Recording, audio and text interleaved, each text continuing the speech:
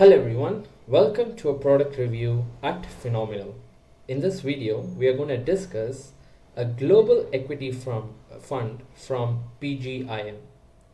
This fund is managing about 1,700 crores in AUM and it's charging a very high expense ratio for a direct fund of about 1.38%. Since it's a global equity fund, it's fair to compare it against another global equity benchmark, which is the ACWI index. ACWI stands for All Country World Index. So this is like all developed countries and emerging markets put together into one index. So it's a fair comparison if you ask me. So right off the bat, let's start comparing this fund with its benchmark, which is the ACWI index. What you see here is a brutal underperformance since its inception of the fund. Before analyzing or going through the underperformance, I asked myself why. This is like a very brutal underperformance for a global equity fund.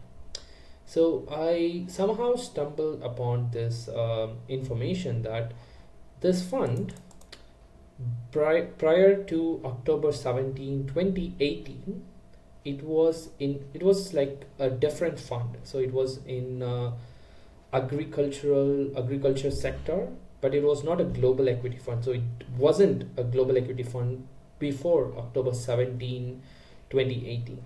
So comparing this fund since its inception to ACWI, it's not again like a fair comparison, right? So let me quickly change the dates to when this strategy actually started, which is from 2018 October 17, right?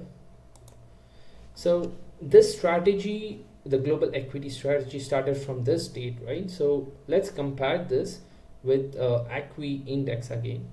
Let's see if the story has changed or not. The story, recently it has definitely underperformed, right? Overall, the benchmark still wins, right? Because as of now, the return is for the benchmark is 220% compared to for this fund it's 203%, right? So in terms of overall return from when this fund started, the benchmark clearly wins. But there were clear signs of excess returns, that is outperformance, which happened between 2020 and until 2021, right? But since then it has been very inconsistent. So as you can see, after 2021 bull run, it just went down. And most of the returns that you're seeing here came from just 1 year, which was 2020, right? So almost all the technology focused funds, right? Especially when I first saw this huge spike, the first fund that came to my mind was this famous fund from ARK Innovation ETF, which goes under the ticker ARKK. So if you simply just Google ARKK, you can see the bump up, right? Like it's heavily focused on again like technology, highly innovative companies, right? So what we can see next is, does this justify its cost, right? Well, from performance wise, since its inception, it hasn't justified its cost, right? Because 1.3%, it's a very huge sum of money that you're paying for an active fund manager for eventually underperforming or mirroring a benchmark, right? So what can we see other than this, right? Clearly you can see whether it's justifying its strategy. So it says it's global equity. So let's see whether it gives you global exposure, right? Because in India, the problem is that the mutual fund exposures, right? We don't have a lot of international mutual funds that accept inflows.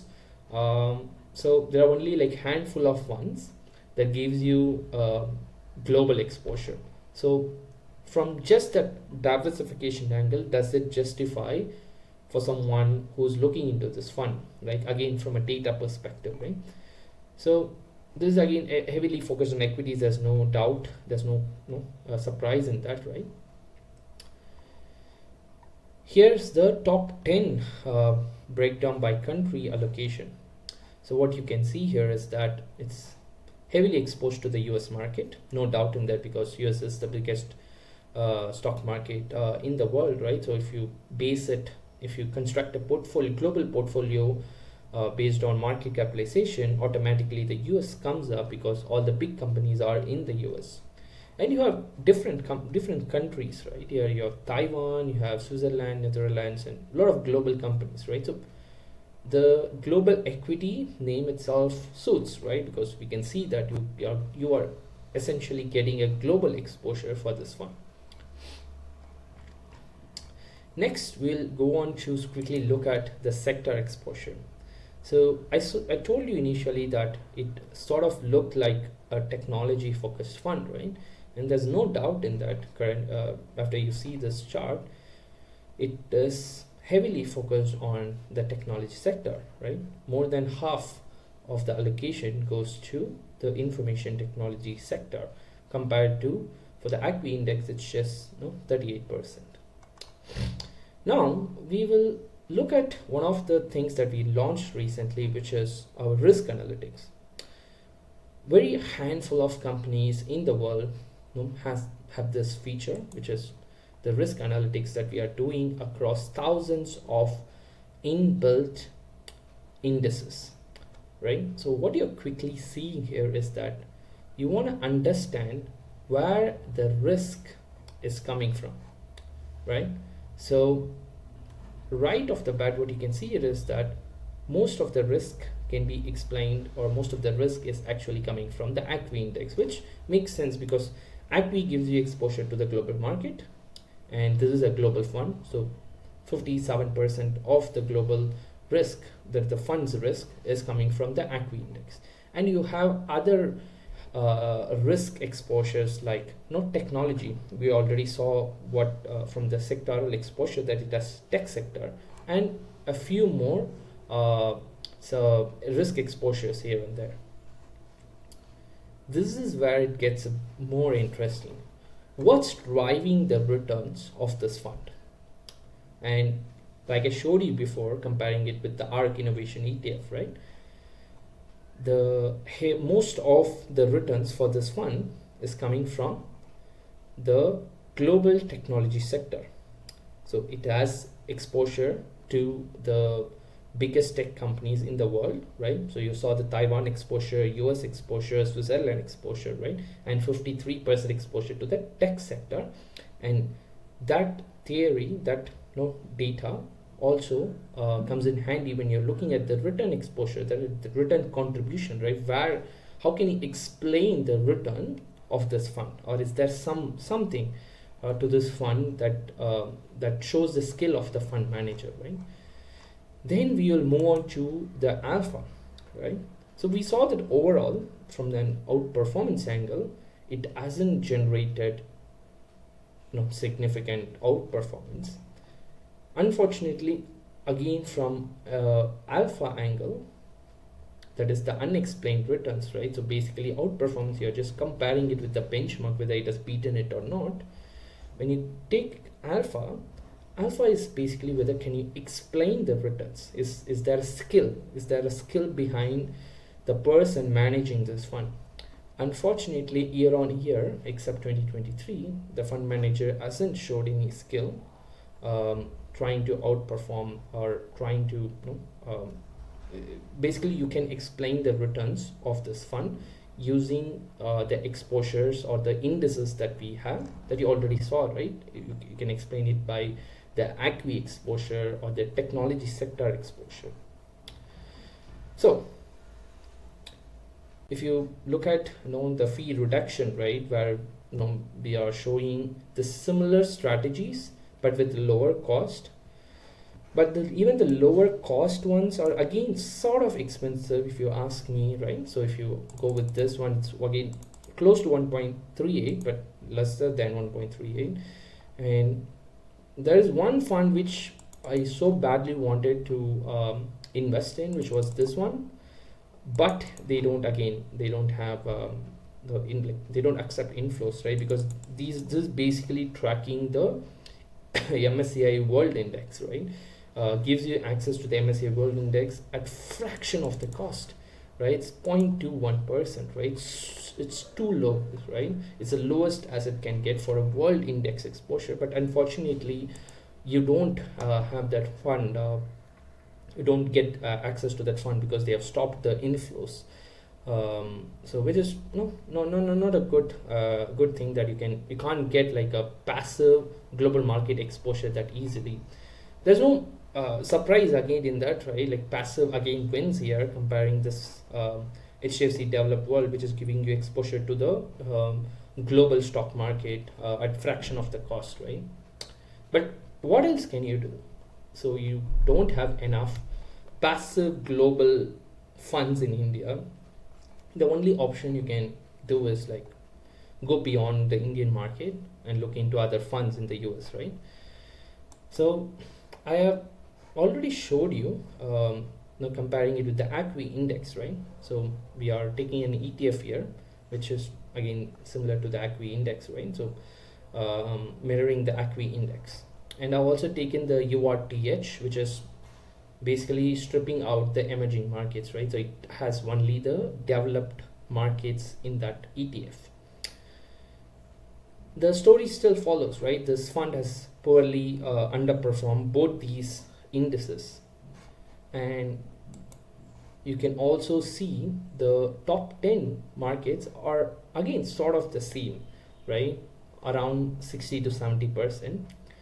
You're not seeing exposure to Taiwan and certain other funds, like certain other countries from the world index, because it doesn't have emerging markets in its composition. Again, high tech exposure here, right? Finally, what I want to conclude this video is with its high expense ratio. You're paying what, 1.3%, but you can get a much better fund, a simpler fund, a fund that requires you almost zero minutes of time to research, right? Like a global equity fund, URTH or ACWI. It's just the higher end of passive investing as it can get, right? You're basically getting exposure to all the countries in the world with just 0.2%, 0.3%, right? Compared to this heavily heavy charging fund. And in their fact sheet, they are saying that this 1.38 is inclusive of both their underlying holdings and what they are charging as a fund rate. Because in India, fund of funds have double layering of fees, right? Where they buy another fund from the European or any market, that fund has a fee, and you as a company also need to charge something to survive, so you also put another layer of fees, right? And most of the fund of funds, they don't show the fees behind, that is the underlying holdings fee, only they show the fee of their fund, right? So I'm just going hoping that this 1.38 includes both their fees as well as the underlying holding fees. Or not, it's going to be even more expensive, right? The expense ratio that you're paying 1.38% might be more, right? So the fund they are holding is again from PGIM, right? Which is this fund. The good thing about us analytics, like Finominal as a company, is that we allow you to analyze all the mutual funds and ETFs across globe, right? So when I researched about this fund, the underlying holding was a fund from European market, and the ISIN is I've already copied over here. So when I just search for it, you can just find that fund easily. This is one of the funds from the European market, right? Europe has about 150,000 funds, right? So you get access to everything just to compare all your funds, all the exposures across globe, to find the fund that is charging you low fees and it's fair. Like you're just comparing all the things in the world to judge whether it's worth paying the fund manager, right? Whether you're doing right by your clients, right? So when I compared this fund, that is the underlying fund, what you would see is that this fund itself is charging about 0.83%, right? The underlying holding. So I'm hoping that the 1.3% contains this 0.83%, right? But here's where, like, why fees play a massive role, right? So here you're seeing what, a 0.48 plus 7, like 0.55% difference in fees, right? You'll see how fees play a very massive role, right? You can essentially seeing that with fees the underlying holding is actually outperformed both all these three, right? And the period has shifted a bit because this fund itself kind of started from what, 2017, I'm guessing 2017. Yes, 2017, right? So yeah, so I think this overall concludes the video of this fund, right? So what we are seeing till now is that this is a global equity fund. It's charging a very high expense ratio of 1.38%. It has underperformed the global equity benchmark. It has underperformed its own underlying holding because of again high expense ratio. It has good diversification benefits in terms of diversifying your home bias, like that is your home exposure. And we have also seen the detriment, that is the problem with charging very high fees, right? Eventually the passive funds are going to catch up with lower fees, right? So that concludes this video. Thanks a lot for watching, and I will see you next time with another interesting fund.